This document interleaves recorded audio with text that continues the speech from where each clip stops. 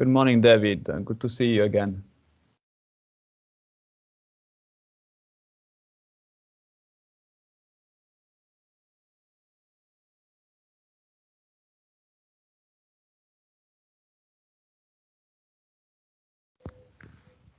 Okay, Shipra, I think that we are good to go whenever you want. Okay, very good. Colleagues, partners and friends, ladies and gentlemen, buongiorno, but that's the extent of my Italian, unfortunately. Welcome to the second day of the VLR-VSR days that are taking place at the margins of the high-level political forum of this year, and to this very, very important session on Metropolises and VLRs. We've had a very intensive 2 weeks of the high-level political forum, which are now coming to a crescendo with these 3 days of discussions with voluntary local reviews, voluntary subnational reviews, their relationship with voluntary national reviews. A lot of knowledge and a lot of experiences have been shared in these 2 weeks.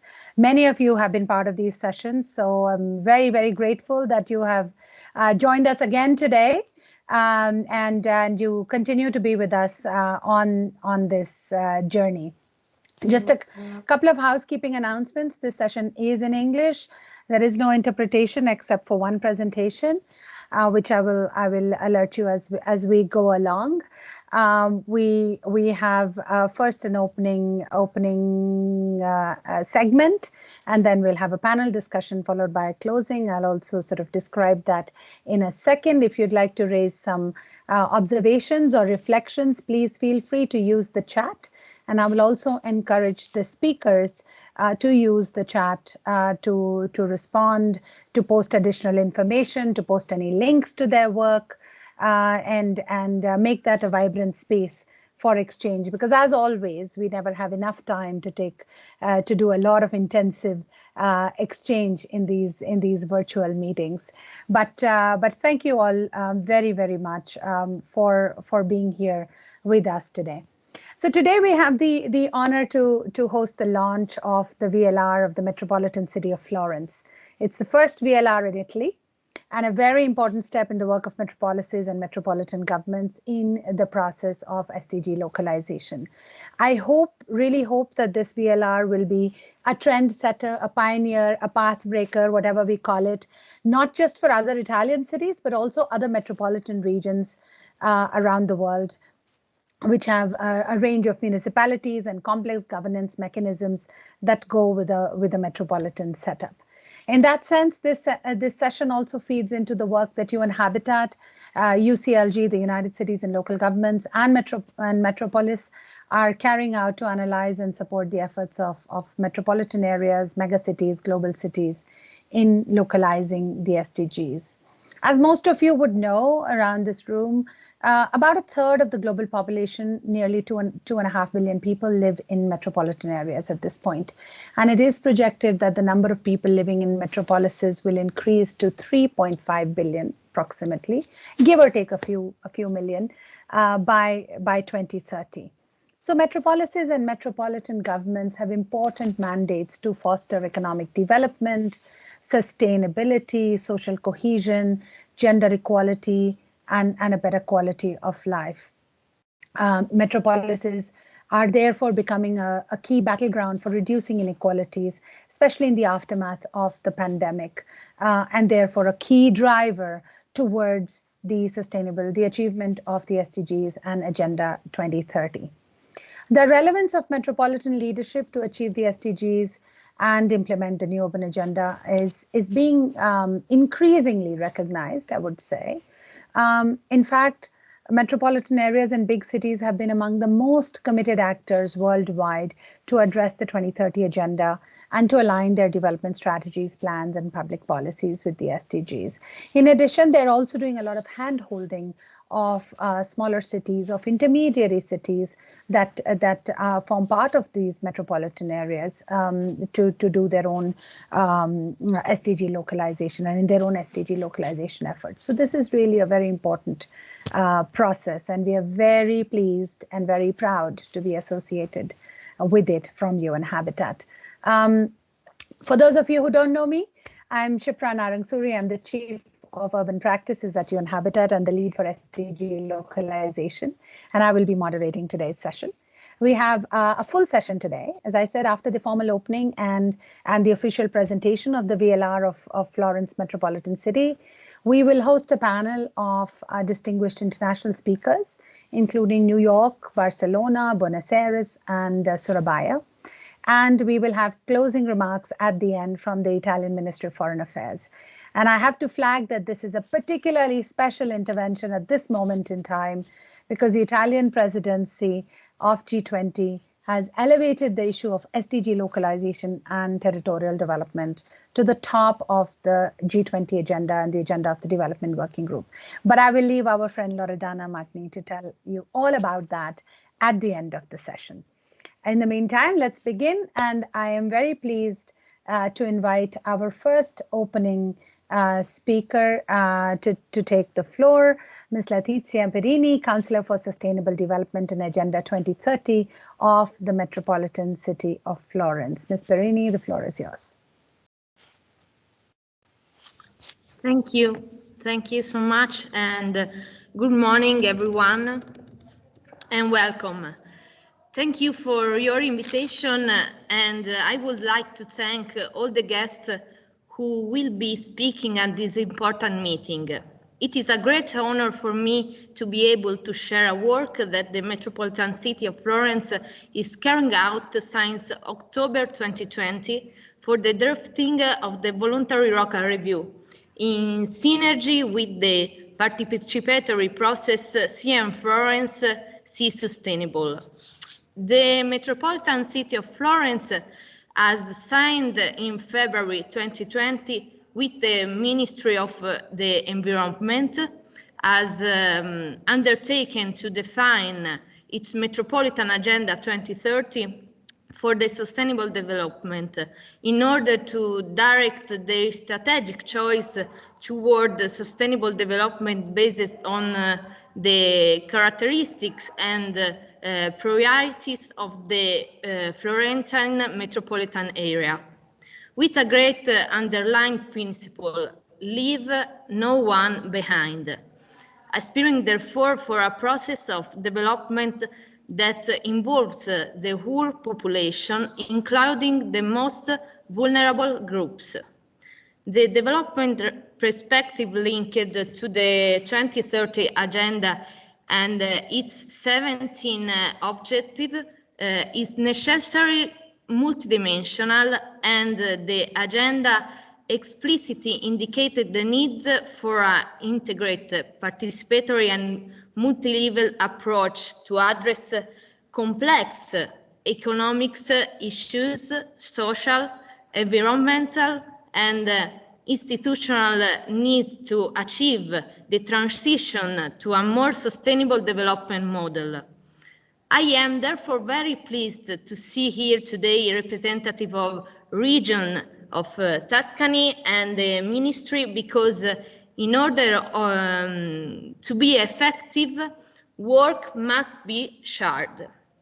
The pandemic crisis, the ensuing of the social and economic crisis, emphasis of again the importance of creating dynamics territories, and it highlighted some criticisms of our citizens previously underestimated, such and the need of proximities to services and the importance of greenery of our cities. Another important point: we live in growing cities with increasingly numerous districts. It is essential that there is an active citizenship and participates with the administrator in the creation, maintenance and growth of our urban center.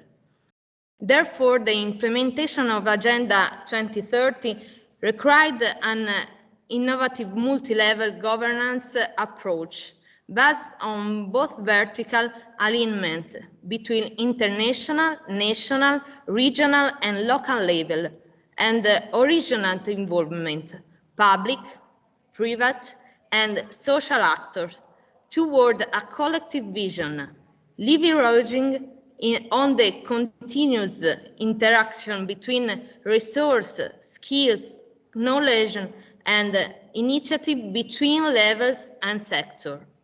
The planning projects for sustainable development must be able to reflect the real needs and specific opportunities of the territories in order to give to the citizens of a local community the opportunity to express their full potential.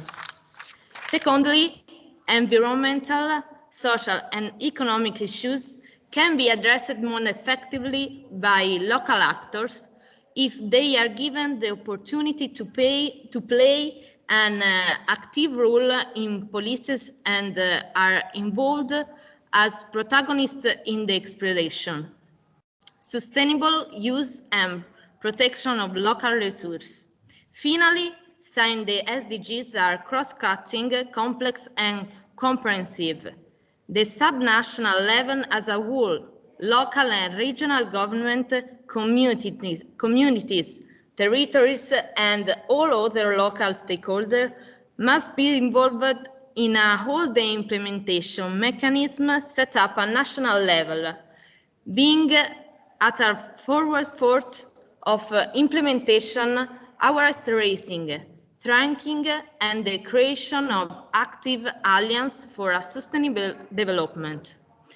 The 2030 Metropolitan Agenda will provide a framework for the integration and orientation of the strategic planning tools of the Metropolitan City of Florence, Metropolitan Strategic Plan, Metropolitan Territorial Plan, Sustainable Urban Mobility Plan, to implement in a perspective of environmental, social, and economic sustainability, promoting a true metropolitan renaissance based on the sustainable development, conscience, and well-being of the people who live and animate the Metropolitan City of Florence.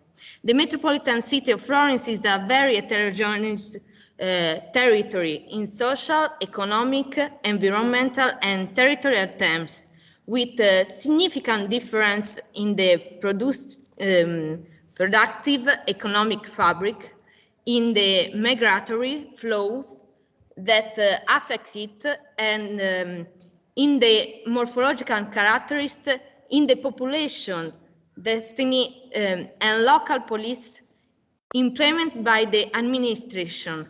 We are talking about a territory with an area of more than 3,000 square kilometers divided into 41 municipalities, with a population of almost 1 million people, mostly concentrated in the capital city, Florence, and each municipality that is part of this metropolitan area is its specificities and its characteristics that make it very different for the other. We have municipalities of industrial nature and agricultural municipalities. This difference affects the economic, social, and environmental opportunities that are available to citizens and citizens. Consequently, creating significant disparities related to the characteristic and operation of the territories.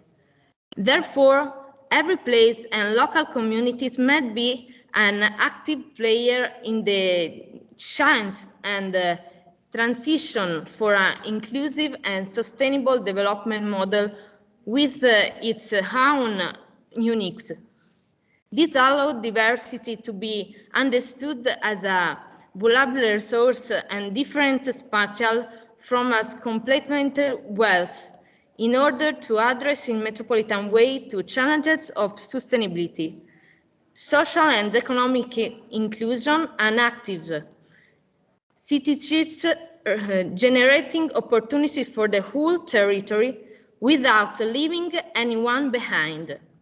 It will be impossible in 2021 to think that every municipality can face the important challenges of our time without We are talking about economic growth, the fight against climate change, or health and well-being.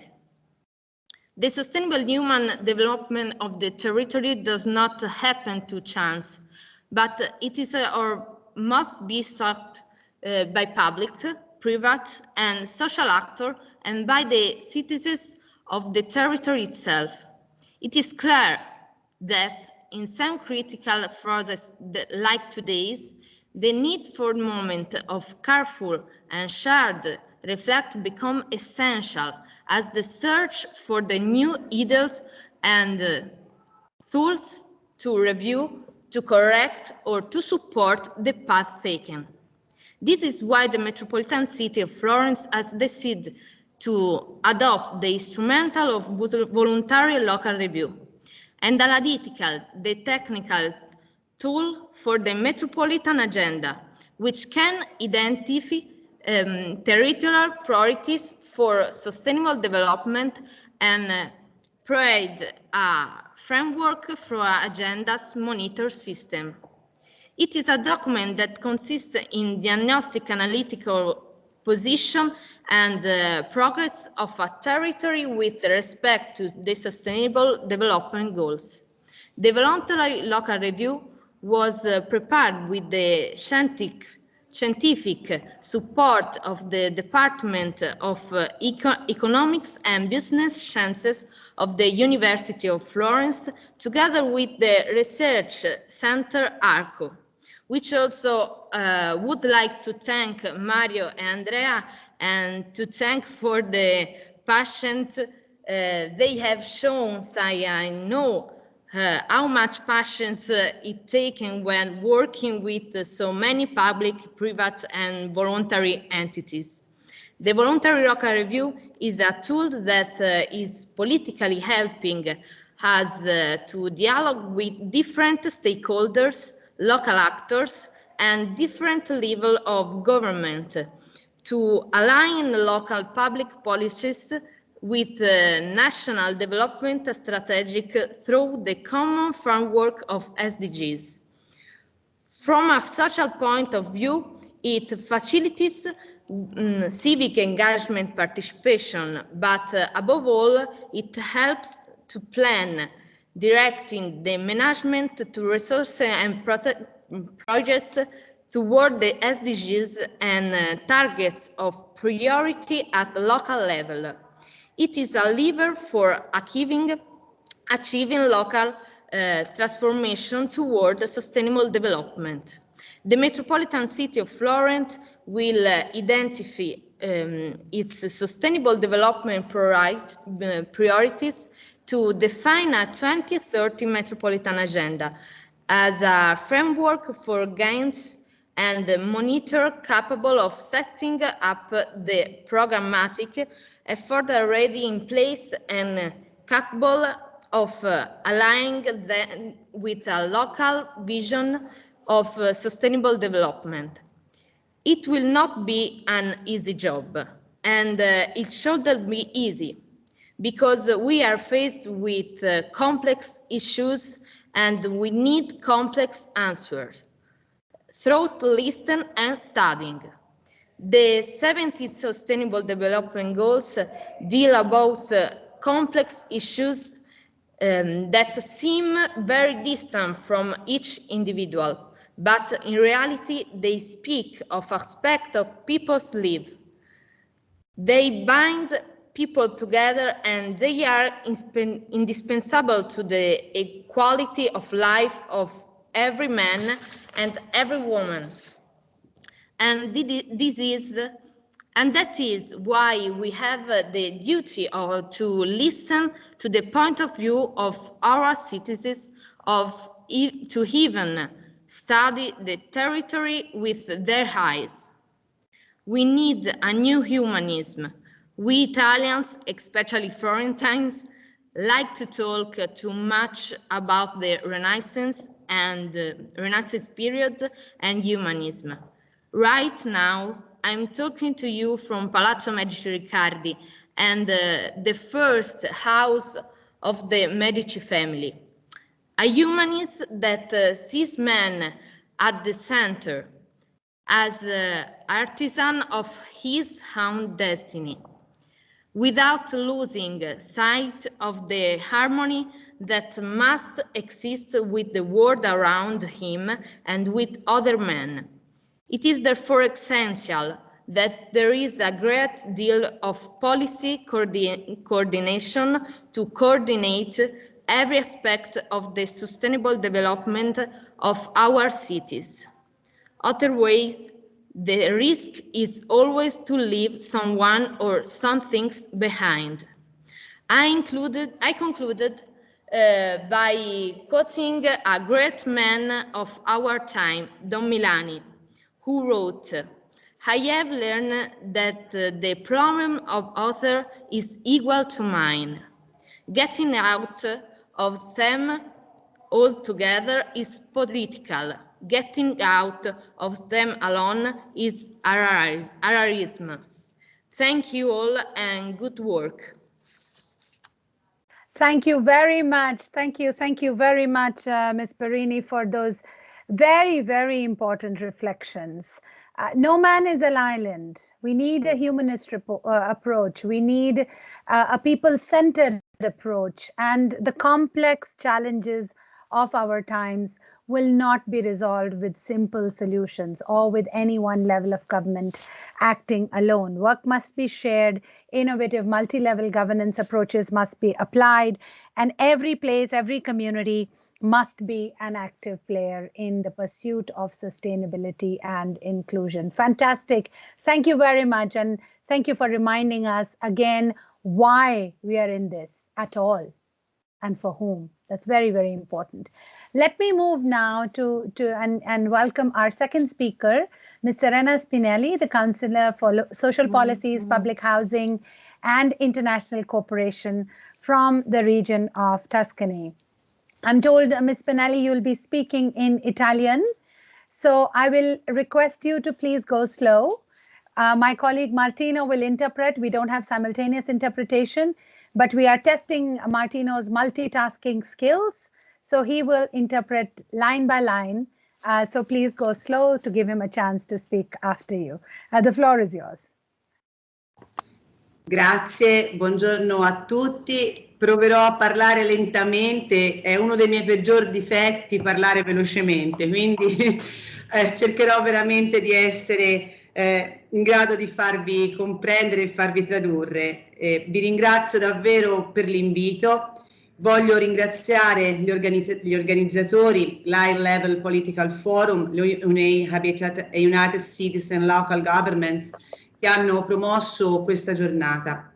In questa sede però consentitemi di complimentarmi, di ringraziare la città metropolitana di Firenze, rappresentata qui da Letizia Perini, per il Voluntary Local Review che oggi presenta e che costituisce un importante monitoraggio dell'avanzamento dell'Agenda 2030 a livello locale. So Ms. Spinelli was thanking UN Habitat and UCIG for the organization of this event and of the VLR-VSR days during HLPF, and specifically Letizia Perini and the whole metropolitan city of Florence for this important VLR that represents a good step ahead for the monitoring and implementation of the SDGs. Incontri come quello di oggi sono momenti utili per confrontarci, ma sono anche occasioni importanti per la costruzione delle nostre agende e priorità d'azione. So these meetings are very important to meet and gather, but also to build coherent and joint agendas for joint actions. L'attuazione dell'Agenda 2030 ci chiede infatti di superare la governance tradizionale e basarci su una governance multilivello. Per questo è necessario costruire con coerenza le politiche verticali e i meccanismi di collaborazione tra i livelli di governance locali, nazionali e internazionali e progettare una visione condivisa a supporto della pianificazione e dell'attuazione delle nostre politiche. The implementation of the agenda requires going beyond the traditional governance systems and base them on multi-level governance, new multi-level governance systems with the creation of new mechanisms for coordination that will allow all spheres of governance to create joint plans and actions for the implementation of the goals. L'Agenda 2030 è uno strumento che pone le persone al centro, le rende protagoniste attive della condivisione degli obiettivi di sviluppo e della loro realizzazione. In questo senso, l'impostazione della nuova Agenda 2030 e il peso attribuito alla localizzazione degli obiettivi di sviluppo sostenibile chiamano fortemente in causa i territori dalla parte più sviluppata del mondo e assegnano agli enti locali un ruolo essenziale nella loro implementazione. The Agenda 2030 put people and communities at the center and calls for directions for the implementation of the SDGs, and also puts developing countries and specifically the local and regional governments and the localization at the very center in order for the SDGs to be successful. La sfida che l'attuazione dell'agenda pone è quella di rovesciare anche la forma di costruzione delle azioni mettendo i territori al centro. La cooperazione della nostra regione è una cooperazione basata sulle relazioni e sui partenariati con le comunità locali ed è questo che ci ha permesso nel corso degli anni di recepire i cambiamenti e di adeguare il nostro approccio, mantenendo fermo l'assunto che la comunità locale non può essere che protagonista e motore del proprio sviluppo sotto ogni punto di vista. The implementation of the SDGs require putting territories at the center, and this is part of the tradition of the cooperation of the region of Tuscany that has always been focused on cooperating with local communities in order to put them and to empower them as the first actor of the whole development path. Questo deve invitarci a superare la logica di tradurre gli obiettivi di sviluppo sostenibile a livello locale a favore di una nuova prospettiva nella quale gli obiettivi sono invece un'emanazione dei contesti locali, nella quale sono messi al centro i territori, le priorità, i bisogni e le risorse dei loro cittadini. E questo deve avvenire in un quadro coordinato tra le diverse istituzioni, con il coinvolgimento di tutti gli attori rilevanti nel processo decisionale, attraverso meccanismi consultivi e partecipativi e, come ho già detto, in un quadro coerente di articolazione di livelli locali e nazionali per l'allineamento delle politiche e la gestione efficace delle risorse. So we need to go beyond the logic that the SDGs need to be implemented in territories, that they need to be a reflection of territories themselves, of communities themselves. And in order to do so, we need to have coordination among all actors, horizontal and vertical, territorial stakeholders, but also alignment of policies in order for development to be effective and for these SDGs to be localized. Ritengo inoltre importante ricordare che gli strumenti promuovono anche l'inclusione di gruppi sociali emarginati e assetti istituzionali specifici per le aree complesse. Inoltre che i flussi migratori, l'emergenza ambientale, la crisi finanziaria, la pandemia di quest'ultimo anno e uno scenario politico spesso non prevedibile impongono agli enti locali e ai loro territori un impegno crescente nei processi di sviluppo, traendo dalla vicinanza con le comunità locali e dalla conoscenza diretta dei loro bisogni gli strumenti per interpretare ed agire. It is important to say that the complex areas, so we have instruments to involve communities also from complex areas and from often marginalized groups. And the new crisis, the migration crisis, the COVID-19 crisis, has put local and regional governments back at the center of development, and the communities also at the center of the action of local and regional governments in order for the latter to receive the inputs and the priorities to deliver their development mandate. L'Agenda 2030 non è un'agenda di cooperazione, ma uno strumento universale e inclusivo che interessa tutti gli attori, governativi e non, ma anche tutti gli individui. Universalità non significa uniformità e omologazione, bensì riconoscimento della specificità di contesti locali differenti, interazione orizzontale tra territori all'interno di un quadro di dialogo e concertazioni su valori condivisi, specificità e originalità delle soluzioni locali. So the Agenda 2030 is not a cooperation agenda, it is a universal framework for development that needs to recognize the specificities of territorial contexts and for it to be implemented based on dialogue and coordination among all actors between levels and sectors. Le città, e ne è un esempio la città metropolitana di Firenze, che è anche la mia città, svolgono un ruolo fondamentale che oggi viene riconosciuto e condiviso per l'attuazione delle politiche e il coinvolgimento dei cittadini. La città può e deve costituire un traino per l'attuazione degli obiettivi e la trasformazione del modello di verso la sostenibilità. So cities have a central role in involving communities and implementing policies, and need to be at the center of the implementation of the SDGs in order to transform our societies towards sustainability. Concludo portando alla vostra attenzione un'informazione. La Regione Toscana ha promosso un percorso di ascolto e partecipazione per la definizione degli obiettivi della cooperazione internazionale dei prossimi 3 anni. Il processo è in corso e gli attori protagonisti sono i territori, la rete dei soggetti toscani attivi nella cooperazione, le ONG, le associazioni, le imprese, l'università.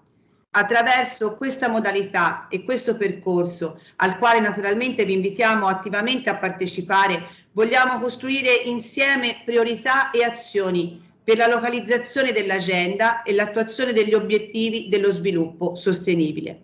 Vi ringrazio veramente di nuovo per l'invito, vi auguro buon lavoro e spero che questa sia la prima di molte altre occasioni di incontro e di confronto. Grazie. So the region of Tuscany, to conclude, has defined a participatory process in order to define its objective for development cooperation involving all territorial stakeholders from universities to business and to local communities in order to jointly define these objectives and also implement them and support partners throughout the world in doing so. And thank you. Thank you very much, Ms. Spinelli, and thank you very much, Martino, for that excellent job.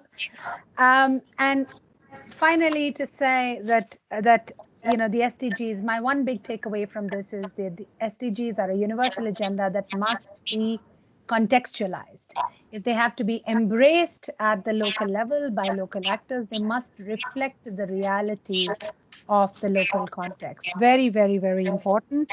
Thank you for your commitment to this multi-level governance approach to achieving the Sustainable Development Goals. And we very much look forward to continuing our cooperation with you at the region of Tuscany. So thank you again. Okay, let's move on to our final speaker for this opening segment. I'm very pleased to welcome our partner in crime, UCLG, who's been supporting us in all these efforts and have accompanied us on this VLR-VSR journey since a very long time, I would say, and the SDG localization journey. Anna Calvete, Research Officer at UCLG, the floor is yours. Thank you, Shipra, for the kind presentation. And yes, we've been here since the beginning, working together. So, dear representatives of local and regional governments, dear colleagues, it is a great pleasure to welcome you all in this second day of the VLR-VSR days and the framework of the 2021 HLPF, after what we can say was a successful presentation of the second volume of the guidelines for VLRs that took place yesterday. After many months of joint debates and initiatives aiming to push the SDG localization movement forward, Metropolis, UN Habitat, and UCLG are very happy to see that so many members and partners and friends have joined us today and these days in this forum. For UCLG and the whole membership of the Global Task Force of Local and Regional Government, together with UN Habitat, the possibility to organize a 3-day event to make local reporting more visible is vital. And I would also like to acknowledge the initiative fostered by Metropolis, which aims to highlight and promote metropolitan VLRs. Metropolitan areas, as Shipra was advancing, Councillors Perini and Spinelli as well, they have become a key battleground for reducing inequalities, addressing climate change, protecting human rights, and as specifically highlighted by the New Urban Agenda, establishing the right to the city. As local governments in the front lines of the COVID-19 response, they have made big efforts to ensure that their populations have access to basic services and infrastructures, that they have strived to preserve their communities' health and well-being. They have launched initiatives to curb the digital divide and ensure their populations' access to education, to health, to the public administration. They have made tremendous fiscal efforts to protect jobs, support small companies, promote decent work during this crisis of an unprecedented nature. And they have done this by managing the flows between territories in a moment of border closing, and by bringing more services and taking on more functions in a moment of centralization of competences and budget shortcuts. Metropolitan areas such as Buenos Aires, Barcelona, Los Angeles, Mexico City, New York, Shenzhen, Seoul, they have been front runners in the SDG localization process and often ahead of their national governments. Most of them have even developed VLRs. And they have been accompanied by dozens of other peers, many of which, again, are mega cities, metropolitan areas from around the globe, who have redoubled their efforts to join this global movement. Indeed, this explosion of monitoring and reporting efforts that is being fostered by the local level, in close cooperation with the local stakeholders and their communities, is taking place in spite of the pandemic and in spite of a decrease in the engagement of LRGs by national governments, in their coordination forums, and in the reporting exercises, as the Global Task Force report of this year shows. The over 100 VLRs, along with the 15 voluntary subnational reviews, whose specific session will take place today at 3, if I'm not wrong, have proved key levers for the localization of the SDGs. They have demonstrated the commitment of local and regional governments regarding the achievement of the 2030 Agenda. They have improved multi-level coordination with the national government in many cases based on the principles of subsidiarity and the respect for local autonomy. They have proved that bottom-up and participatory efforts that include local stakeholders as key actors of this endeavor are necessary if we are to tackle inequalities between and also within our territories in a way that leaves no one behind. And they have been the basis for strategic planning and policymaking that considers all aspects of a just recovery from the COVID-19 pandemic. At UCLG, we have had the pleasure to foster and accompany many of these processes through the elaboration of these joint guidelines for VLRs with UN Habitat, through the facilitation of the different VSRs since last year, through learning modules, amongst others. But we still need more global recognition of these local and regional efforts. We need more integration of LRGs in the national SDG implementation tables and debates. We need to ensure that voluntary national reviews build on all of these local efforts, the steps taken, the data, the best practices, and we need to ensure that LRGs have enough capacities and resources to generate, collect, use, and share local data, and to establish their own SDG monitoring systems with indicators that are useful to them, so they can monitor the SDG achievement in their territories and communities, and then improve their policy making. The international community needs to acknowledge and further support all these efforts made and the often untapped potential of local and regional governments to the achievement of the SDGs, and also to a just, green, and sustainable recovery from the pandemic that stems from the local sphere. The case of Florence today is an exemplary one of how a metropolitan area, with what we could say is quite a good enabling environment for SDG localization, including fluid interactions with other spheres of government, as we have seen, has embarked on a multi-stakeholder SDG monitoring process that will bear fruit even beyond the adoption and publication of the VLR. Because it is only through joint efforts for SDG localization between the local, regional, national, and international spheres of governments that we will be able to accelerate our efforts in this decade of action. So without further ado, I wish you all a very insightful and rewarding session that will hopefully inspire many metropolitan areas and local and regional governments as Florence to develop their own voluntary local and subnational reviews in the months to come. Thank you. Thank you very much, Anna, and thank you particularly for flagging the importance of that VLR-VSR VNR link, which we are trying to advance through the new guidelines, and of what we need to do to make it effective, to make it work, to make it valuable to all levels and all spheres of government. Thanks for also flagging the phenomenal role that local and regional governments have played in the pandemic, both in its response and now in its recovery, and how the VLRs and the SDGs can put us on a path of a better and more inclusive and more sustainable recovery. So thank you, and your partnership is very much appreciated. Okay, colleagues, let's move on, and it is now my pleasure to hand over to the moderator of our upcoming panel, Oscar Shamat, who's the Policy and Research Officer at Metropolis. Oscar, we're running about 20 minutes late, but that's okay. On Teams, we can take a bit longer if people are willing to stay. But you have about 45 minutes instead of an hour for your panel, I would say. So please, the floor is yours, and the panel is yours. Over to you. Thank you, Shipra, for inviting me to come here, and thank you for telling me that I have 20 minutes left. Less. Thank you so much. No, but this is the reality. Is what happens when we have so many people and many things interesting to say and to share.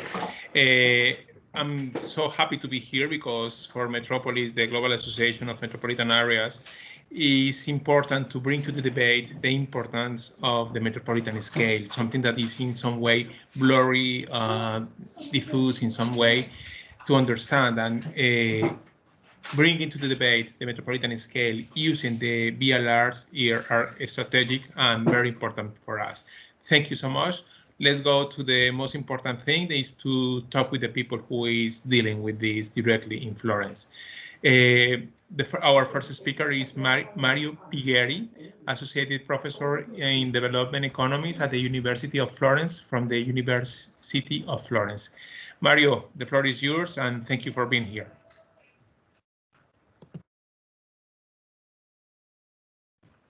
Very much. Oscar, can you hear me? I need to, yeah, maybe perfect, now you hear me. Yeah, so I'm not alone. I'm with Andrea Ferranini. He's a collaborator of this, and he's part of a research center that is named ARCO, Action Research for Co-Development. So already the name of this research center tell you the need to have something that is going in the direction of the Agenda 2030, that is making people really part of this process. The idea here, as everybody has already been said by Letizia, is really to try to develop this voluntary local review of the metropolitan city of Florence. And obviously the desire to build on this technical tool, and the next agenda for Florence. Obviously, this is not a work that we have done alone. It has been really an intensive work that has been done together with Letizia, together with the Metropolitan City of Florence, with Nadia, with Spinelli as well, and with the participation of people. I don't see moving the presentation, but I can continue. There is no problem. I don't know if Andrea is here or not. Yeah, I'm moving the presentation, so hopefully the other participants can see the slides going on.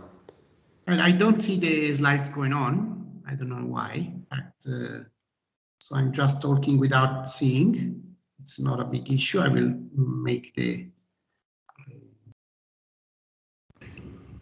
Andrea, are you sharing the screen?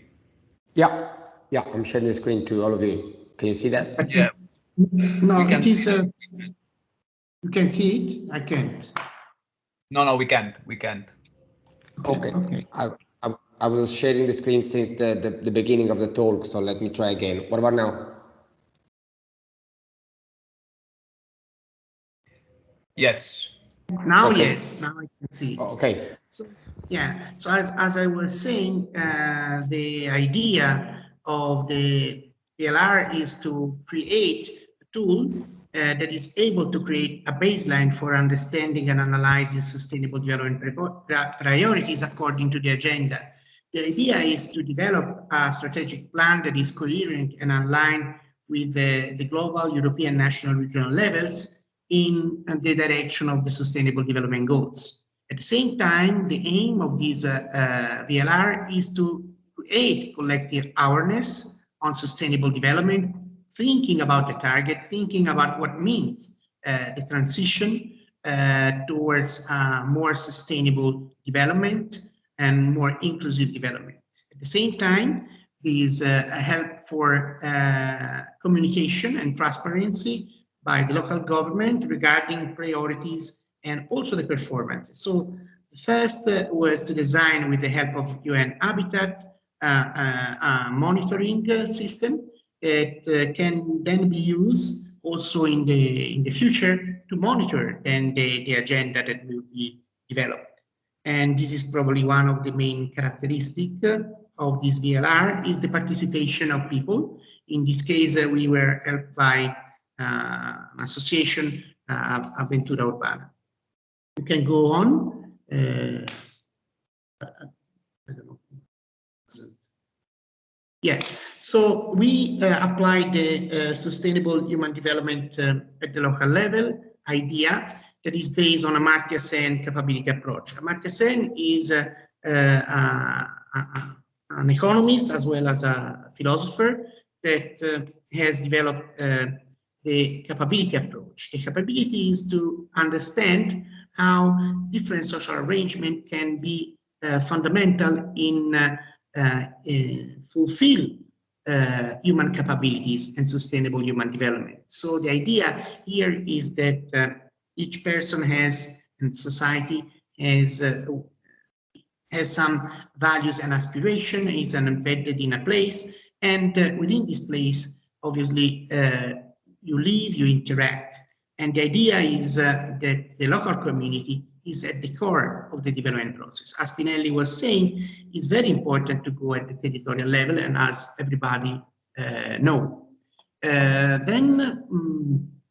It is important to think about the geographical infrastructural factors that are tangible, that are very important features that each territory has, but at the same time, it's very important also to value culture, tradition, and as you will see later, we enlarged a bit the Agenda 2030, taking into consideration these factors. Because when you are going to localize the Sustainable Development Goals, you have to take into account these elements that are very important within the capacity to operationalize such an agenda.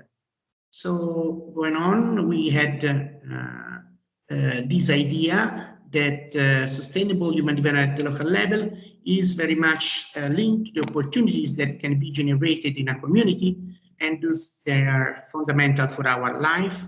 And somehow the local community, the metropolitan city of Florence, our municipalities that compose the institutional setting are the most important institutions because they are close to the people where the people live. Sustainable human development can be conceived as a process of enabling local systems to function in order to facilitate the expansion of the real freedom that agents have reason to value in an integrated and sustainable manner. And when we say sustainable, is obviously economic, social, and environmental. This is quite central in our understanding of how to apply this VLR and the multidimensionality and how different factors also are linked each other. Yes, and now I leave the floor to Andrea.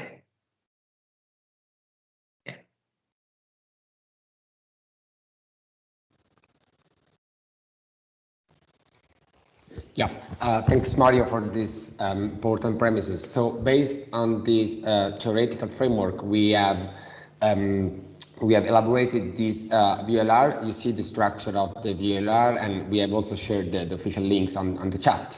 So basically, VLR is composed by a first introductory part on its relevance and on the context of the metropolitan city of Florence. We have then undertaken quite a detailed analysis of the coherence between the current Metropolitan Strategic Plan and Agenda 2030. So this was centrally based on the idea that we need to foster policy coherence. The core of the VLR is obviously the SDG analysis. So for each of the 17 SDGs, we have identified through quite a robust process the most relevant indicators. And then obviously we have derived some lessons learned and suggestions for the next steps towards the Metropolitan Agenda 2030.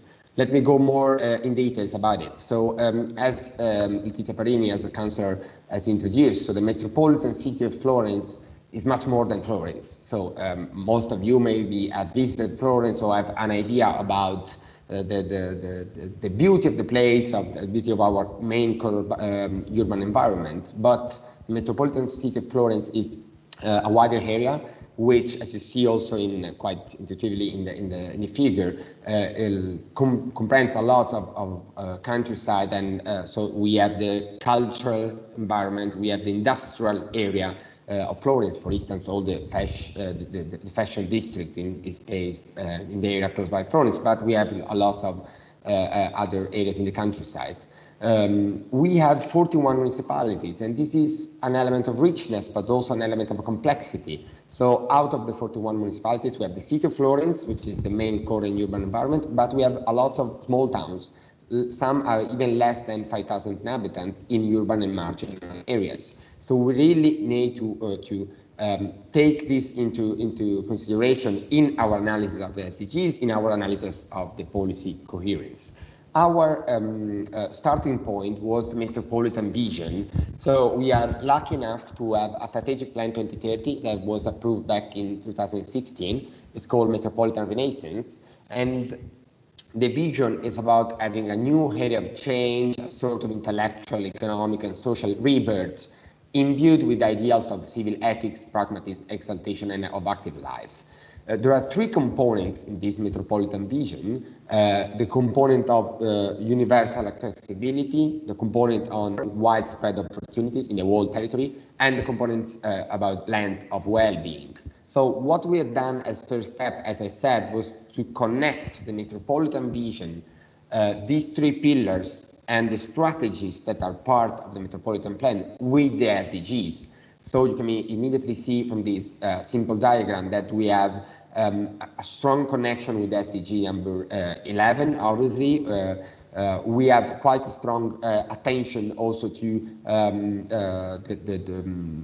some of the most economic SDGs as concerning, for instance, economic growth, decent jobs, also because this includes the tourism sector, which is central for our metropolitan city. We have quite a strong connections also with SDG number 2, for instance, about sustainable agriculture, and also the number 15 about land and terrestrial ecosystems.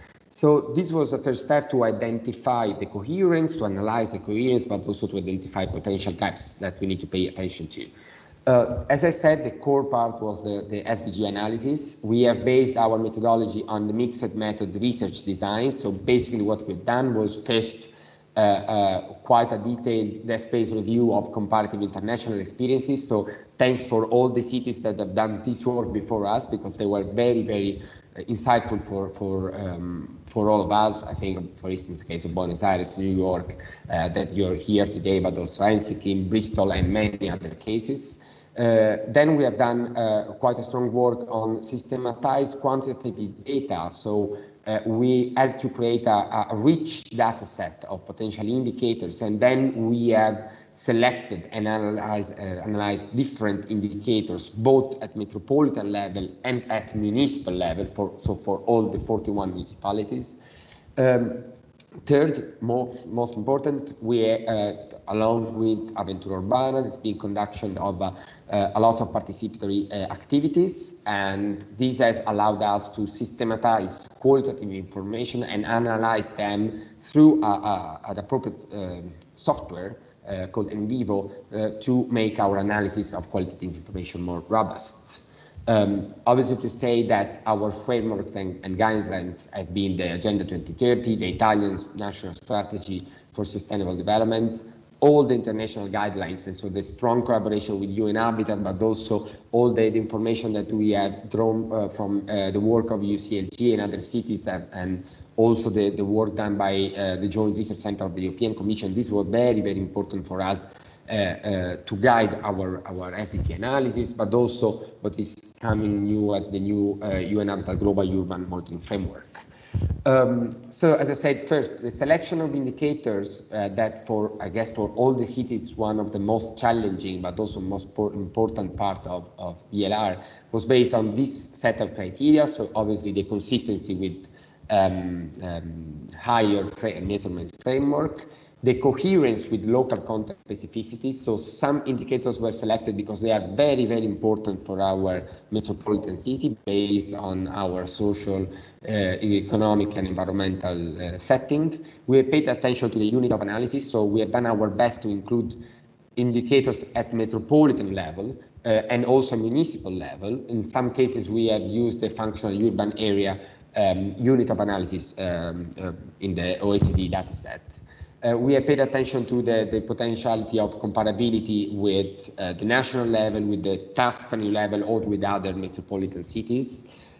We have done our best to include recent indicators, although not all the data that we would have loved to use were recently collected, but we have done our best to use recent indicators, and also to sorry, I hear someone talking on the back. We have also done our best to include indicators that can be easily interpreted by the whole general public. So we have selected 108 different indicators. This has been complemented, as I said, with a lot of information coming from the participatory process. So just for you to have an idea, Avventura Urbana has conducted 80 interviews with key informants, meetings with all the 41 municipalities, an online survey to citizens and youth, a specific event for young citizens called Next Generation Lab, 4 thematic groups called Sustainability Labs with more than 100 relevant stakeholders. These thematic focus groups were based on the planet, people, prosperity, and peace. And then we had also 20 video spots by local actors. So putting all of this together, and apologies because the VLR so far is only available in Italian, just for you to have an idea, for each of the goals, we had one page which connects their goal with the national strategy and the metropolitan strategic plan on the left. On the right side, we have one page with the main indicators at metropolitan level and our interpretation on the performance and the current situation in all these indicators. Then we have on the left side the results coming out from the participatory process. So in terms of quotes, in terms of strengths, but also in terms of the main challenges. On the right side, as I said, it's important to dig deeper, so not only to pay attention to the metropolitan level, but also to the municipal level. So we have an analysis which shows some of the indicators available at municipal level with our comments, obviously. And then last but not least, for each goal, we have on the left example of most illustrative policies and initiatives that have been implemented recently, not only by local authorities, but also by third sector actors, by private organizations. And then as the last page on the right side, we have highlights for each of the goals. To give you an idea, obviously this has allowed us also to have a snapshot of the SDG analysis. So for each of the SDGs, we are able to highlight specific issues, but also elements that are positively characterizing the metropolitan city of Florence. Surely we have an issue, for instance, of drinking water dispersion, which is quite quite a big problem. We have an issue about the tourism sector. Yeah. 1 minute, please, because I. Yeah. It's last slide. So I'm going to conclude. And we have an increasing issue regarding poverty and also need. This is strongly connected with the impact of the pandemic, but we have still a high rate of entrepreneurship, which is providing a lot of opportunities. So as final remarks, and I'm concluding, it's clear from our VLR that the local communities and their evolution is at the core of sustainable human development, but also that different local communities, so if you take the marginal rural areas compared to the core environment, we have different endowments, so we have different outcomes in terms of sustainable human development. So we need to include this and to foster bottom-up transformative changes through participation and empowerment of citizens. The design, so the next step, the design of our metropolitan agenda will combine the results of this VLR with the collective identification of sustainable development objectives, targets, and policies. So again, here we will have a quite strong participatory process and engagement with the political actors. But what we also, it's fundamental for us, is to continue an international exchange with other local and regional governments, like today, like in these days, thanks to UN Habitat and UCLG, that allow us and all of us as a global community of practice to exchange on innovative tools and solutions on SDG localization. So for any comment or question, but especially for future interaction, these are all our contacts, Letizia, Mario, and myself, and we'll be glad to keep in touch with all of you. Thank you. Andrea, Mario, thank you so much for trying to reduce the whole project in only 20 minutes. Is challenging, and thank you for that. Challenging is also one word regarding the SDGs, but especially compromise. And I think that I have to say thank you to those that are absolutely involved in this process. And for that, I'm so happy to have here two cities from the other side of the ocean. And they are aware, we are all aware of what time is there, and they are here with us. It means a lot for us that Nueva York and Buenos Aires are here. It means a lot that when some city involved in any process, it's important to be along the process. Thank you so much. I will give the floor to Aisata Camara, Deputy Commissioner for Operation and Strategic Partnership in New York. Thank you so much, Aisata, for being here, and the floor is yours. Good morning.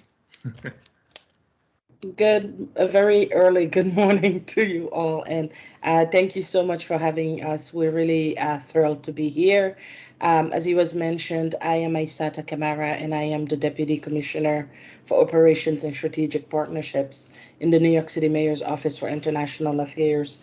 And I am pleased to join you today to celebrate the launch of the voluntary local review of the Metropolitan City of Florence. Congratulations to everyone that made this VLR possible. And thank you to the organizers for bringing us together in this important discussion. We cherish the wonderful collaborations that we have with colleagues at UN Habitat and UCLG, and we are particularly grateful for UN Habitat's Executive Director's commitment to continue to support the growth of the voluntary local review movement. Local and subnational governments everywhere must engage in the valuable VLR process. Our city's journey with the Sustainable Development Goals started more than 6 years ago and led us to where we are today with a very strong movement of the VLR. We saw an opportunity in 2015 to leverage our local strategy, which is One NYC, that aims to protect New Yorkers from the risk of climate change, increase food security, and lift hundreds of thousands of New Yorkers out of poverty with the goals of the global agenda. This work was important because we wanted to be able to provide a common language with which our colleagues in New York City could collaborate with our international counterparts to help solve some of the most important issues facing us currently. And this work was so successful that we created the Global Vision Urban Action program to serve as a platform to strengthen these collaborations. We hosted events inside of the United Nations and across the 5 boroughs of New York City aimed at showing the Sustainable Development Goals in action. But most of all, we wanted to show ways that the SDGs impact the lives of people. And seeing the continued opportunity that the SDGs provide and to bolster our commitment to the Agenda 2030, we decided to formalize our reporting of our progress on the SDGs and created the voluntary local review process in 2018. This included submitting our own report directly to the United Nations, and it happened because of really great consultations with New York City, UN, and other local government stakeholders to inform our work. But we also closely studied the voluntary national review process, which is also very incredible in creating the foundation for the work that is today the voluntary local review. And it is important that we remember that the VLR is more than just a report, as our colleagues have stated. It is a process of deep engagement with our stakeholders. And as a city, going through the VLR allowed us to understand the important lessons, which we then included in our next strategy, which is One NYC 2050.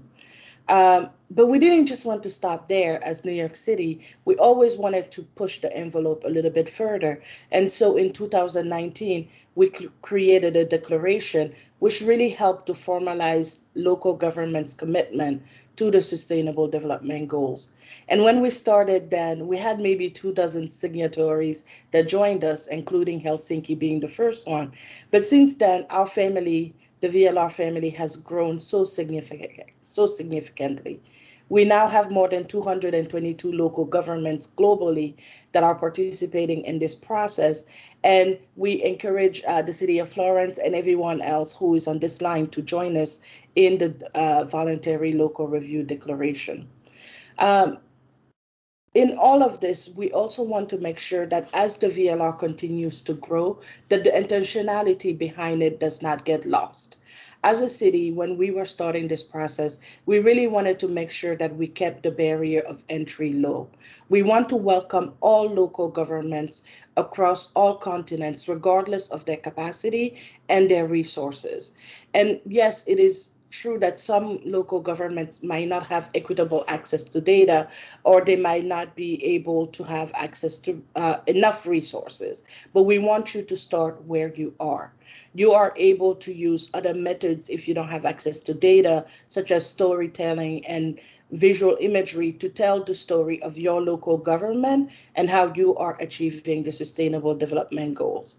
In short, we want every local government to engage in this process, and we want through local and global collaboration. And in closing, the voluntary local review is about creating the path for the future that we all want. It is also about helping us to recover from challenges such as the COVID-19 pandemic. And I remind myself and colleagues in New York City and around the globe every so often about why we are doing this. We want to create a better world and a better life for our constituents. We want to be able to make the aspirations of the global goals real. And Metropolises play a critical role in this journey. And that is why we are very excited to have the City of Florence have their VLR happen. And we look forward to engaging you in continued work on the voluntary local review. And we thank you for inviting us today. Back to you. Thank you so much, Isata. Really, I'm keeping in one word that you say that I haven't heard in my VLR session, that is storytelling. I mean, it's an alternative to the complex question that the reality is facing us directly. Let's move to, once again, let's come back to this part of the ocean. And I'm so happy to welcome to Miguel Rodriguez Planas. He is the Commissioner for 2030 Agenda in Barcelona. Miguel, bon dia. Thank you for being here. Thank you, Oscar. Bon dia. It's really a pleasure being here with you, and allow me to share what we have done in Barcelona regarding the will to reach the agenda. We started deploying our strategy 2 years ago with the new government of City Council, and we defined a strategy based on three pillars. The first one was the will that the City Council has to have a principal role to boost the agenda, to boost the 2030 agenda, the SDGs. The second pillar will be the will to implement the agenda, the SDGs, in the whole city, to engage the citizens in the implementation of the agenda. And the third pillar is the will to share the experience on VLR and on the implementation of the agenda at the international level in forums, in debate like this one. So regarding the first pillar, the one that willing us, the City Council, to be leading the implementation of the agenda, the first thing that we had to do, or we thought that we had to do it, was, of course, localization of the agenda. Looking at trying to adapt the agenda to our reality, trying to adapt to the reality, because, as you know, this agenda is an international one, with trying to make a balance between several realities. But when you go into the ground, some issues, some problems focus on the agenda. When you put it on your reality, they might be already overcome, or maybe they have to be different. So here, what we have done is not to look at the agenda at the level of the goals, at the level of the SDGs, but looking at the level of the targets, looking one by one, that 169 targets. And what we have done is to, one by one, see if this target fits for Barcelona, and if this target should be kind of adapted to our reality, because that it's done, the way it's described, it's maybe more adapted for other realities. To do this, we have done the work in 3 levels: an internal level, an expert level, and citizens. In the term of internal, we have a board of directors. The board of directors of the City Council is engaged in the agenda. We have several meetings with them, and together with them, what we have to taken into account already existing plans and strategies of the City Council that are aligned with the agenda, that can help us to reach the agenda. And it's very important, because we don't have to start from the grass. There's already things done. So from here, what we're doing is we are already taking our strategies, our plans that have had their debate on which was the best strategy to implement, and we have included in the agenda. The second level has been creating an academic advisory council. We have more than 30 experts, academic experts, from the fields of economics, sociology, laws, environmental, technicians, all the kind of levels that they're helping us. They help us to adapt the agenda. And the third level was the citizenship, with a process of participation that we had during the localization process, despite the pandemic. The result is that we had adapted 82% of the agenda into our reality, 139 targets from 169. Normally, local authorities adapt around 60% of the targets. What we have done, it's 82%, and maybe it's because we're kind of proactive, but we feel that we have to adapt the agenda in this state. From here, we have defined more than 200 KPIs. For each target, we have specific goals, specific KPIs, and at the end, this 2030 agenda for Barcelona is in fact a strategic plan for the next 10 years that we have. The strategic plan of where we want to be in the next years. The next step in that term is that every year we are going to make, and we want to make an annual VLR to evaluate how far are we from reaching the agenda. Also, we're working on putting everything online, or we have already the document in English, Spanish, and Catalan on PDF in our webpage, but we're moving to have online all the KPIs in an open data platform, so you can reach all the data. But another thing that we're doing is implementing new policies, adapting the need of new policies to reach the agenda. And that means when we talk about new policies, it's new policies that are innovative, are public-private partnerships, and are transversal. We're working together with different departments in the city council. And just I just want to give a very short example. It's of this kind of new policies. It's a public-private investment fund that we have created to install solar panels in all the roof of Barcelona for free for the owners. Kind of a project like this. The next step that we're going to move, and I'm finishing here, it's landing the agenda into the city. And to do this, we're going to create a table to boost the agenda with the main organization to know not only what we're doing from the city council, but what are the other organizations doing to reach the agenda and what they can do. So I think that this is the way to work, a way to be clear that we need to work in partnerships internally, externally, and international.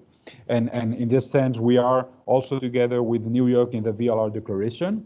But I think that taking into account ISATA words, I think that for the success to reach the agenda, it's going into the ground. It's looking for specific solutions to reach the agenda. It's make the storytelling from examples, from real examples, that this helps people to engage with the agenda. Because if we don't get to the real examples, the agenda might be very nice, everything looks good, but we need people to be engaged here. And the way to be engaged is by real example, real new policies to reach the agenda. Thank you, Oscar. Miquel, muchas gracias. Thank you, Miquel, for being here. And I'm so happy how everything goes to the starting point. No, Leticia at the beginning, she told us that this VLR was planned with the people at the center, and here we are again with the words of Isada and Miquel going back to the reality that is on the streets. Let's move once again to the other part of the other side of the ocean, and let's talk with Marisa Camisa. She's Mariana, sorry, the Strategic Coordination and Monitoring Manager in Buenos Aires, Argentina. Buenos días, Mariana. Muy buenos días. Buenos días. Good morning, everyone. First of all, I would like to thank UN Habitat, UCLG, and Metropolis for the invitation, and of course, congratulate the Metropolitan City of Florence for publishing their first VLR. We're very proud to announce that last week, Buenos Aires presented its third VLR. Since 2019, when we published the first one, we have incorporated new resources and new elements that we learned from other cities around the world and the VLR guidelines available as the UN Habitat and UCLG one. Also, as Sara mentioned, the VLR is a process and not a product. For us in Buenos Aires, it is the annual exercise of being accountable on our progress on the SDGs, of continuing our commitment to public access to information, and of identifying the areas where we need to do better. The 2021 VLR reports on the SDGs prioritized by the High-Level Political Forum. It also provides a roadmap for the social and economic reconstruction and the future of Buenos Aires, and it includes over 200 indicators to monitor 16 out of the 70 SDGs. And also this year, we incorporated practical resources on how to implement public policies carried out by Buenos Aires. So for the publication of our first VLR, Buenos Aires began the development process in 2016, following its adherence to the SDGs. And we started by analyzing our government plan in order to identify our contributions to the goals and targets of the 2030 Agenda. Here I should note that one of the advantages that we had during this process was that a few years prior, the city government established a result-based management model with a strong focus on planning, monitoring, and accountability. So being close to the territory and having the institutional tools for good governance, of course, facilitated our path to localizing the agenda. The SDG targets prioritized at this stage were also validated by an interministerial roundtable with 27 government areas, and the indicators, baselines, and we also established short-term to 2023 and long-term goals to 2030 to follow up the indicators. And also the full list of indicators since 2020 is available in both our latest VLRs at the annex. The other thing, I'm going to be short because I know we're short on time, but the other thing I would like to mention is that when we started producing the 2021 VLR, we began also a process of redefining the government priorities since the crisis caused by COVID-19 required the rapid adaptation to an ever-changing context and meeting the demands of new public goods, the acceleration of urban trends as digitalization and the transformation of cities for people, and the development of new social contracts between the public and private sectors, civil society, the scientific academic communities, and citizenship. But our Horizon and 2030 targets are still the same, and this is a sustainable, resilient, inclusive, and diverse city that promotes talents, creativity, and that offers a better quality life for all its inhabitants and the 3 other million people that visit the city every day. And here, I think it's very important to keep in mind that the VLR is a living, dynamic process, which is in constant search of improvement, not only to continue the alignment of different long-term agendas with the SDGs. For example, our 2050 Climate Action Plan is also fully linked with the SDGs, but also to move forward to better and more user-friendly ways of opening public information. And here, in this sense, I think exchanges between Buenos Aires City and its peers around the world are fundamental. And also that by understanding that cooperation and coordination between cities is what makes us improve each year. As I mentioned, the global VLR movement has progressively formed an international community of practices in which cities can share their experience, best practices, and the lessons they have learned along the way to make progress in SDG reporting and the implementation of public policies for sustainable development. And definitely in Buenos Aires, we have taken advantage of these spaces like this one to improve our reporting process. I thank you again for the invitation and for allowing us to tell our experience and to promote this collective knowledge of cities around the world. Thank you. Mariana, thank you once again for being here so early in Buenos Aires. And it's very interesting how this process of the VLRs is becoming, like, Buenos Aires is a kind of senior master on VLR process, and they are still adapting all these initiatives, all the same challenge that I understood you have at the beginning. At this moment, it's only a matter of, okay, let's make it better on this and this, but more or less the critical issues are facing from the beginning, and this is a long-term challenge. Let's move to another part, not of the sea, but to the world. Let's move to Indonesia. From there, Farah Andita Ramani, I'm sorry for my pronunciation, Head of International Cooperation Section in Surabaya City Government, Indonesia. Good night there, I think. And thank you for being here, Farah. Sorry? Thank you so much, Oscar. Can you hear me? Is it clear? Absolutely. Okay, thank you. So being the last speaker, thank you so much. Yes. So it's very happy for Surabaya to be here joining this session, especially because today our Minister of National Planning will also present the 3rd VNR of Indonesia on the HLPF 2021. So it will be morning New York time on the 15th of July. And congratulations also to the city of Florence for launching the VLR. So hopefully Surabaya will be able to also launch our first VLR very soon, as we are now finalizing the report. So as we all know that SDGs are global goals, but the implementation goes very much local. So that's why we are familiar with the localizing of SDGs, and it entails with also the formulations of VLR by the local government.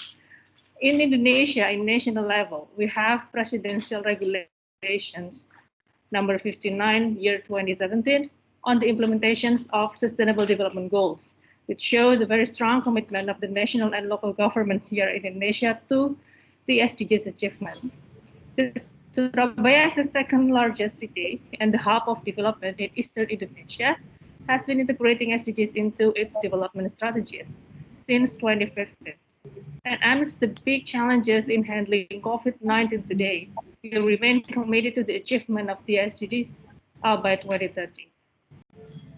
And Surabaya has been also involving all related stakeholders in the city and implementing the SDGs. And it is also happening in other cities we mentioned before, like including private sector, academicians, media, most importantly, the citizens themselves. So we have a platform here to facilitate the communications among the government and also all stakeholders, as well as to gain aspirations from them. We call this as the Development Planning Multi-Stakeholder Consultation Forum. And this forum is done regularly by the city government. So speaking about the VLR itself, showing a very strong commitment and many achievements in the SDGs localizations, then Surabaya initiated to write a VLR, which is the first one in Indonesia under a cooperation with UCLG, ASPAC, and also UNESCO. The title of our VLR will be Increasing Sustainable Development Towards Resilient Communities in the Aftermath of the Pandemic. So this VLR is prepared by using the principles in the Asia-Pacific Regional Guidelines on VLR, formulated by UNESCO. It also follows the format of VNR prepared by our Indonesian government based on the handbook for preparation of VNRs by UNDESA. So the report has been prepared starting in March up to June this year by collecting data of SDGs implementations from 2016 to 2020. So now we're at the final stage of the formulation of the documents. And furthermore, as also happened in other cities, that the process of the writing of the first VLR in Indonesia by Surabaya has been accommodating the principle of inclusivity and transparency, and by involving many related stakeholders to open discussions, as well as taking into account inputs and feedbacks from the Ministry of National Development Planning, as well as Ministry of Home Affairs as part of the central government. And some UN entities are also involved, including UNESCO, UNICEF, UNESCO, and UN Habitat, who have participated to our online forum and help complementing also the analysis. However, there are some challenges that we are facing when we write this first VLR, including there are some national regulations that we have to follow as the local government. So it might be different with other local governments in other countries. So there are some regulations, strict regulations by central government on how we can cooperate with and international agencies or international bodies, including the writing of this VLR. And it does take quite some time at the time to finally, we can finalize the documents needed. And also, due to the pandemic, then most of the meetings, the focus group discussions, and all other meetings should be conducted online. And when we talk about the results of the VLR, the content of the VLR itself, it contains 9 goals out of 17. They are goals number 3, 4, 5, 6, 8, 11, 12, 15, and 17. So why we choose these 9 goals? Because it becomes the 9 priorities in Surabaya Strategic Environmental Study 2021-2026. And it's in line with the vision and missions of our newly elected mayor, also for the same period, 2021-2026. And this VLR doesn't only highlight the achievements of Surabaya in localizing SDGs, but also challenges and emerging issues, especially in handling the COVID-19.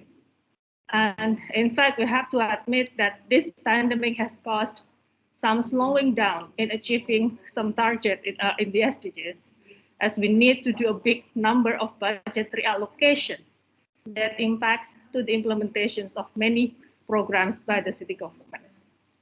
However, despite the situation, the report shows that most of indicators demonstrate good achievements, with 179 indicators have met the target out of 222 indicators that fall under city government authority. The VLR also records 5 best practices of the city, including Surabaya as the green city or the city of thousands park, and Surabaya as a disabled friendly city with many facilities that we built for disabled people, and then resilient kampung or urban villages, in which is the smallest unit of the community to also help us handle the COVID-19, and then also the use of emergency response system, and the last best practice is on the waste management center. So finally, what does it mean actually for Surabaya to have a VLR? As I mentioned that SDGs is global goals, but the implementation is very much local. So it can give us somehow a confidence about the track of our course of development. So far we integrate SDGs into our development planning, but by having VLR, it means that our efforts are being measured, evaluated, and even reported globally, which can bring us valuable inputs for future developments of the city. So as this is the first VLR in Indonesia, it's not going to stop here, I believe. But together with UCLG staff, we will not only disseminate the documents or the results, but most importantly, to encourage and share lessons learned with other cities in Indonesia or in Asia Pacific regions to start and write their own VLR in the near future. So that's all from me. Thank you so much. Farah, thank you so much for bringing to the debate the importance of collaboration, of working from the local scale, thinking in sharing this initiative. I think that is quite relevant to keep in mind that the VLRs is not only a matter of measuring things, but also sharing those things with other cities. As we are very short on time, I'm giving back the floor to Shipra. Shipra, the floor is yours once again. Thank you, Oscar, and thank you all for your reflections, for your insights. Aisata, Miguel, Mariana, Farah, thank you very much for accompanying us on this journey. And of course to Mario and Andrea for all the hard work that goes in this process of preparing a complex VLR. And a big thanks to you, Oscar, for running this discussion and for navigating also the constrained time frame that we had. Apologies for that. It's now my very great pleasure to invite our closing speaker, Ms. Loredana Magni, Senior Development Cooperation Advisor at the Italian Directorate General for Development Cooperation, Ministry of Foreign Affairs. Loredana, the floor is yours. You've been listening very patiently, but you've also been driving the agenda in your own way, at your own level, in the foreign affairs part of the government. Please, the floor is yours.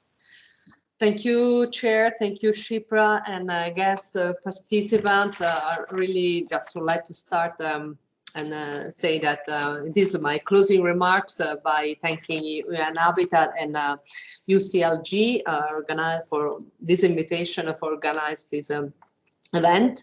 And I've been here lots of very important, I mean, it's really impressive what is taking place on around these voluntary local reviews, and under the voluntary subnational reviews is really, I would consider this an important panel for us, and also wearing the hat of the G20, and this an honor for me to be amongst the panelists of today, and also just recognize the importance of this panel, which is taking place at the margin of the high-level political forum, as you initially said, of the United Nations.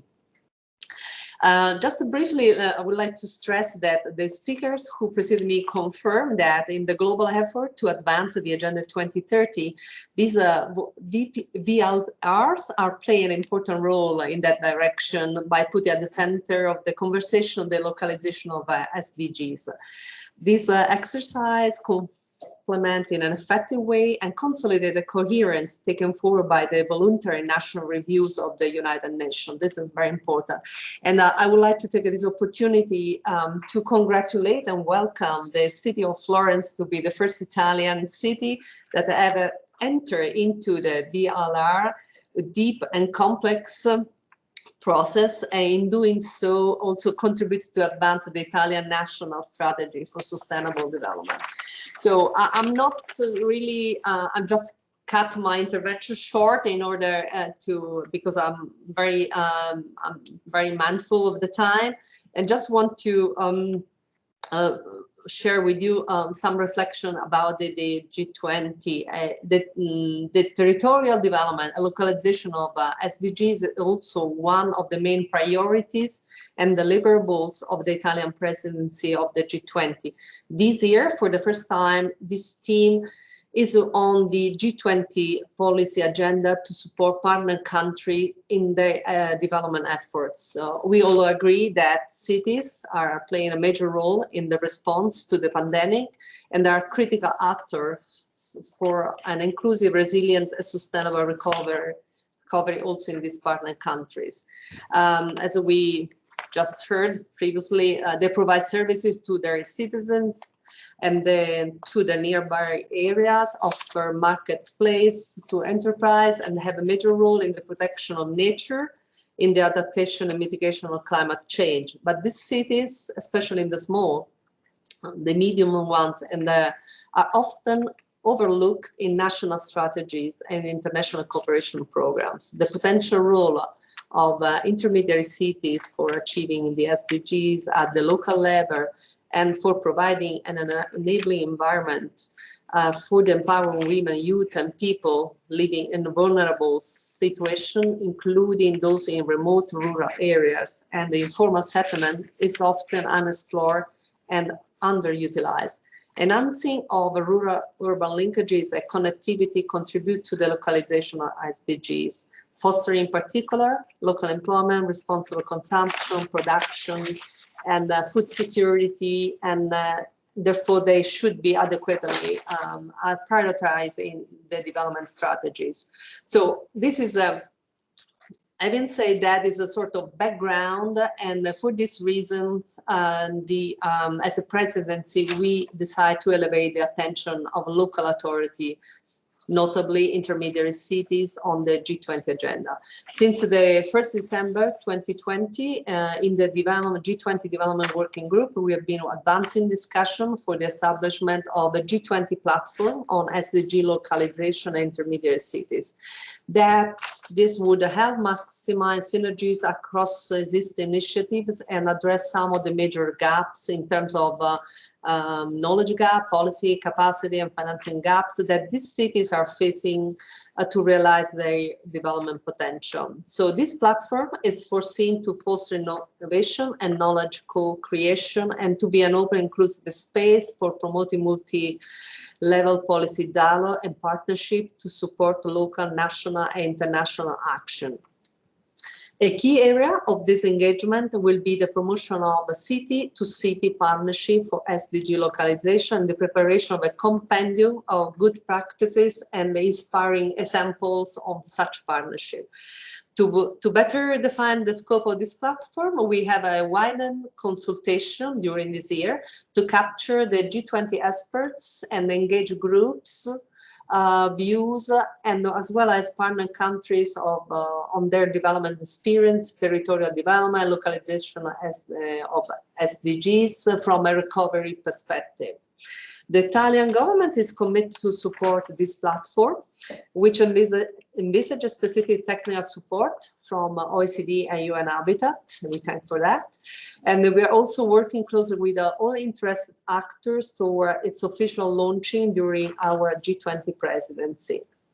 The relevance of this of the intermediate cities in the territorial development and localization of SDGs was also reaffirmed in the recent adopted communique of the G20 development ministers and the Matera Declaration of Food Security, which was endorsed by the G20 Joint Foreign Affairs and Development Minister last month.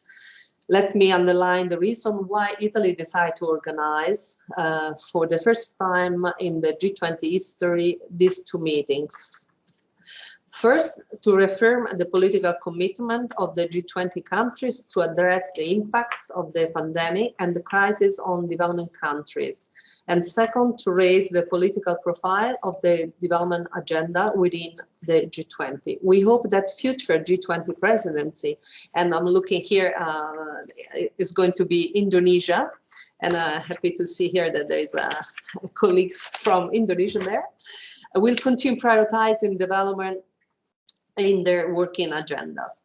As a final remark, we look forward towards the positive conclusion of the G20 work on intermediary cities with the G20 leaders' endorsement of the document on territorial development and localization of SDGs at the summit in Rome, G20 summit in Rome, which will take place on 30 and 31st of October.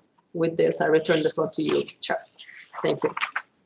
Thank you very much. Thank you for that, for those remarks, and thank you for again reminding us how important the political will, the political support, the political commitment to this agenda is, and a huge thanks to the Italian presidency for elevating the issues of SDG localization, intermediary cities, and territorial development, all of which are very much connected to the entire metropolitan discourse that we have today. And thank you for elevating them to the top of your political priority list. Very, very, very, very important. Colleagues, dear friends, this brings us to the end of this session. We are really grateful for all of you for finding the time.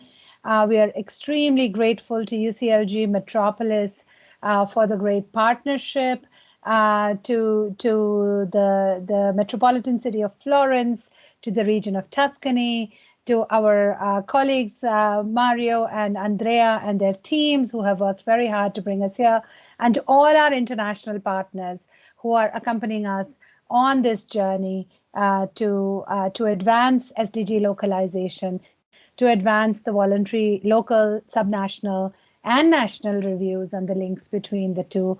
All of you who are committed to a strong multi-level governance approach to achieving the SDGs, all of you who are showing us the way, really, because UN Habitat is at best a facilitator and a convener. It's really you who are doing all the hard work. So big thanks also to the organizing teams from UCLG and Florence and Metropolis and my own team. Thank you. Have a wonderful day. Do download the Florence VLR, and I hope that we will have an English version very, very, very soon as well for everyone. Have a wonderful day. Thank you very much, and stay with us on this path. Bye. Thank you. Thank you very much. Thank you very much. Bye-bye. Bye, everyone. Bye-bye. Thank you so much. Bye-bye. Thank you, Martino. Bye-bye.